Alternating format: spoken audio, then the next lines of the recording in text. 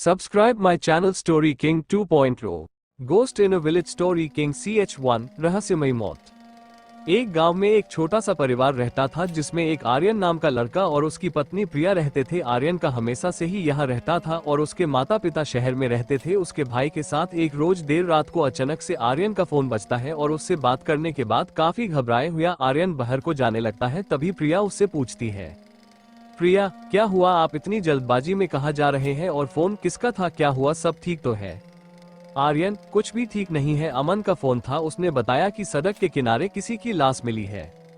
अमन आर्यन के गांव का रहने वाला है और अमन आर्यन का अच्छा दोस्त भी है जिसका घर गांव में सबसे पहले आता है, जिस वजह से उसे सबसे पहले पता चला।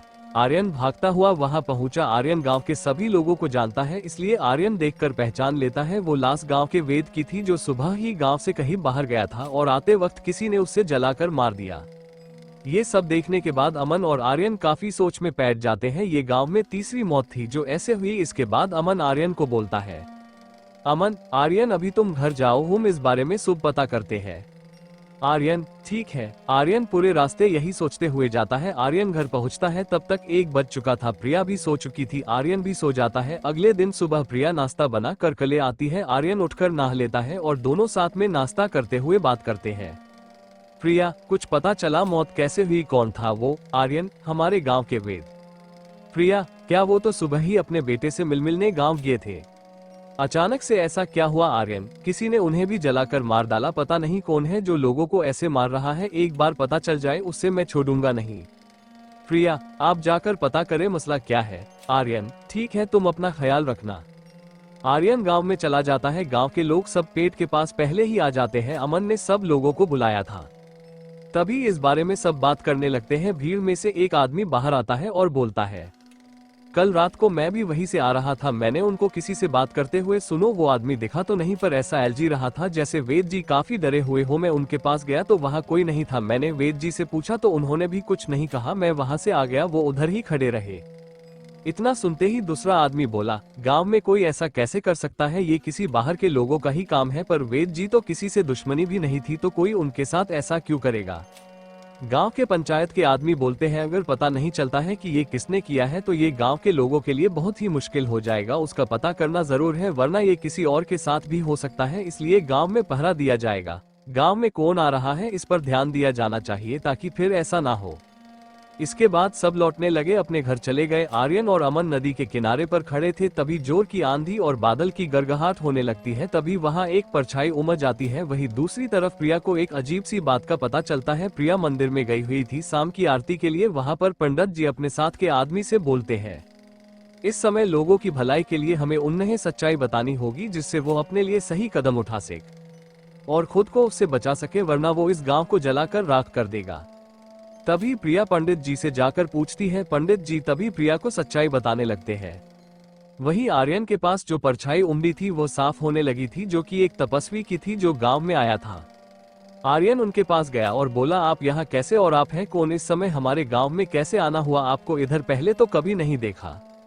तपस्वी मैं इंदिरजीत तुम्हारे गांव में आया तो पहली बार हूं, पर तुम्हारे बारे में सब जानता हूं और तुम्हारे गांव का भूत वर्तमान भविष्य सब जानता हूं। तुम्हारे गांव में होने वाली मौत के लिए कौन जिम्मेवार है ये तुम शायद मुझे नहीं जानते। और रही बात इस समय इस गांव में आने की, तो ये तो सब भगवान की माया है। किस किस को कब कहाँ होना चाहिए ये सब उसके हाथ में है। मुझे यहाँ होना चाहिए, मैं यहाँ आ गया। वैसे भी ये सब बातें तो होती रहेंगी, क्या तुम हमें अपने घर नहीं लेकर चलोगे? क्या हम इधर ही खड़े होकर बात करेंगे?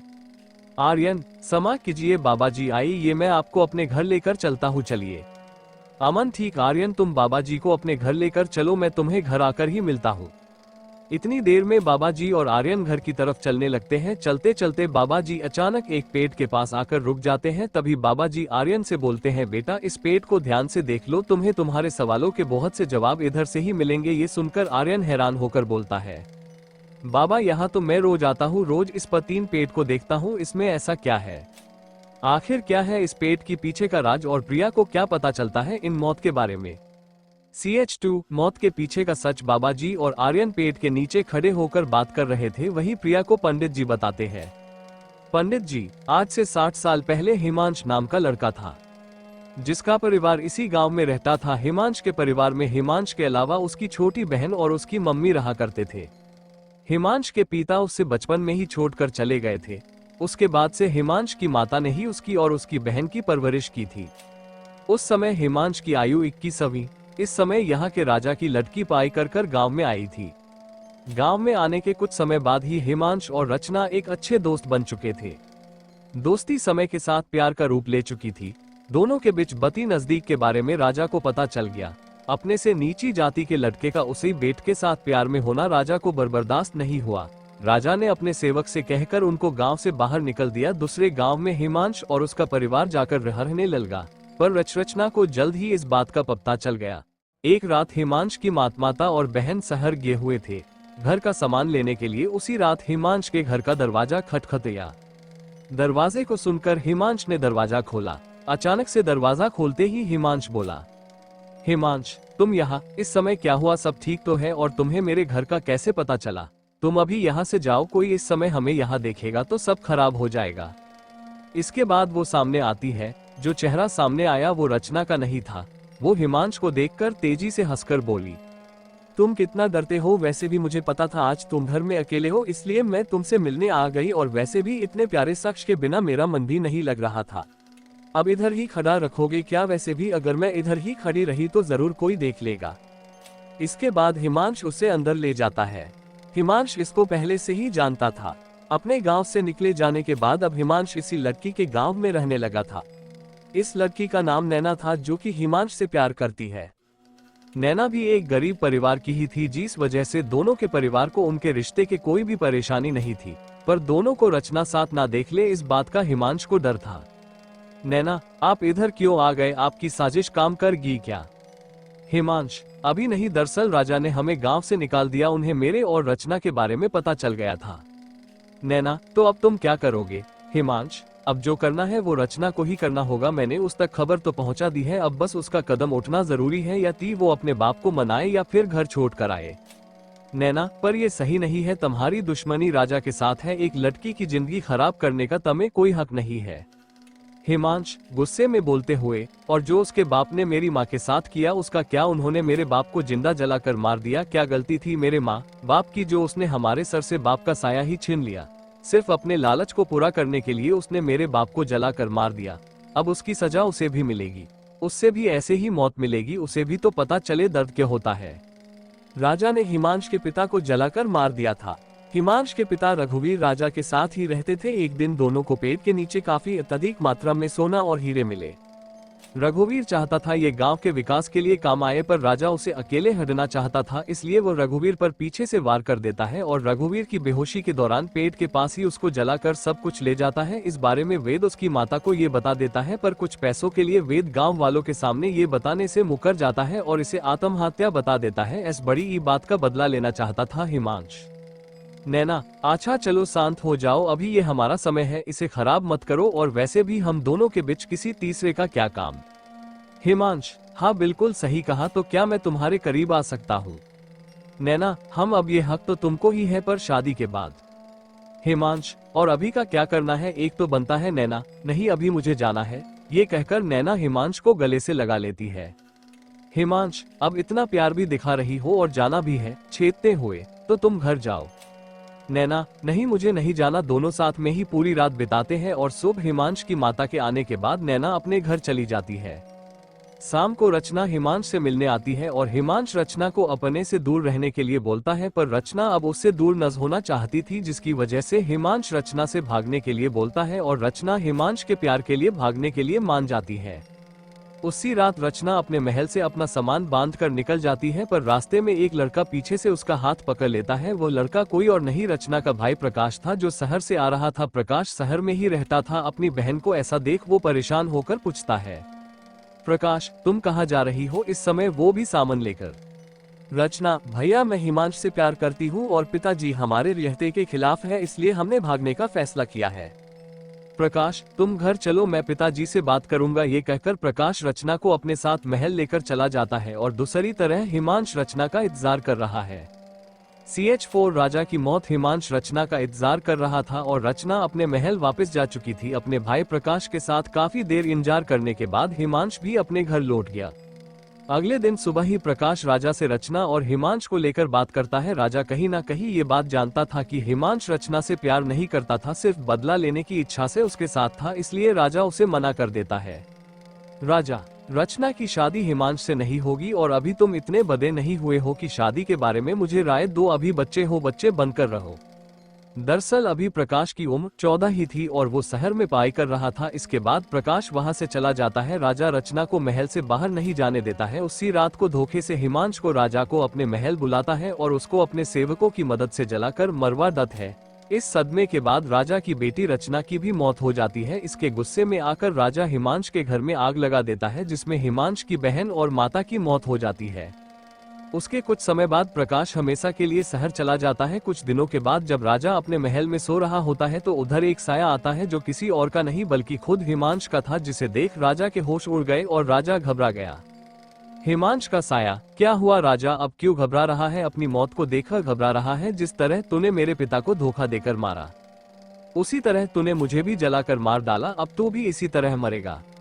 जोर जोर से हंसने की आवाज पूरे महल में गूंजने लगती है। महल में खुद आग लगने लगती है और धीरे धीरे महल में जलकर राजा की मोहित हो जाती है। पूरे गांव में खबर फैल जाती है। आसपास के गांव के सभी लोग राजा की मौत का सुनकर उधर आते हैं, पर उधर नैना नहीं आती है। इतनी मौत के बाद भी किसी को नैना का नहीं पता था वो कहाँ है, जिंदा है या नहीं, या फिर उसके साथ भी कुछ हुआ था। कुछ लोग बताते हैं हिमांश की मौत के बाद किसी ने उसे नहीं देखा। राजा की मौत के बाद कई लोगों की इस तरीके से मौत हुई, पर आज तक किसी को इस बारे में कुछ नहीं पता। पर जहां तक मेरे अनुमान है ये सब हिमांश की आत्मा ही कर रही है, जो राजा और उसके परिवार को खत्म करना चाहता था। अब सिर्फ राजा का बेटा है जो उसके बाद गांव में नहीं आया। क्या पता हिमांश की आत्मा को इसलिए ही अभी तक शांति नहीं मिली, क्यों अभी उसका बदला पूर्ण नहीं हुआ है। अगर हिमांश को शांत करना है तो प्रकाश को इधर आना ही होगा। ये सब सुनने के बाद प्रिया के तले से मानो जमीन ही निकल गई, क्योंकि इस गांव में वो भी रहती है और एक साय के साथ लड़ना उसके लिए बहुत बद था। ये सब सुनने के बाद प्रिया अपने घर चली जाती है। तभी आर्यन और बाबा जी भी घर पहुंच जाते हैं। बाबा घर में घुसने के बाद बोले, घर में बड़ी सकारात्मक ऊर्जा है, ईश्वर में आस्था है। आर्यन, हाँ बाबा जी, वो मेरी पत्नी प्रिया शिव भगवान को बहुत मानती है और सुबह शाम मंदिर भी जाती है, इसी वजह से उसे नकारात्मक चीजों का पता चल जाता है। बाबा, जानता हूँ उसके अंदर और भी बहुत सी शक्तियाँ हैं जिनका तुम्हें नहीं पता और अभी तुम्हारी पत्नी को भी उसका एहसास नहीं है, पर वक्त आने पे उसकी वही शक्तियाँ तुम्हारे और इस गांव के काम आएंगी। आर्यन, बाबा जी मैं नहीं समझा आप क्या कहना चाहते हैं। बाबा कहीं ना कहीं इन सब बातों को जानते थे। बाबा को एहसास था आगे क्या होने वाला है। थोड़ी ही देर में प्रिया खाना बना देती है। खाना खाने के बाद बाबा सोने चले जाते हैं और आर्यन और प्रिया अपने कमरे में चले जाते हैं।